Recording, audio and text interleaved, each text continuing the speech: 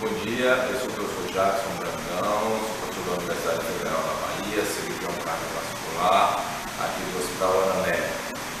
Nós temos uma grande notícia para a nossa comunidade, onde na próxima semana nós já teremos como rotina a ecocardiografia intraoperatória para as cirurgias cardiovasculares.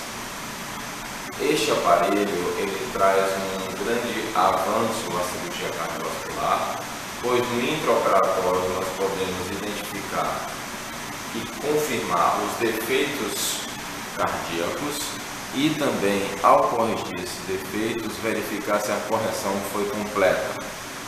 Nós já identificamos que o mundo afora, os países desenvolvidos, já trazem essa tecnologia como rotina. E ter isso aqui no Ana Nery nos aproxima desses grandes serviços. A gente vai poder dar uma assistência melhor ao paciente e saber que esse paciente, ao final da cirurgia, teve o seu procedimento completo, correto e também saber qual a função cardíaca do paciente que vai para a unidade de terapia intensiva. E esta informação também auxiliará na condução do pós-operatório pelos médicos da UTI. Olá, meu nome é Ricardo Amoretti, eu sou cirurgião cardíaco aqui do Hospital Ana Nery e gostaria de falar para você sobre a importância do eco transesofágico na sala operatória.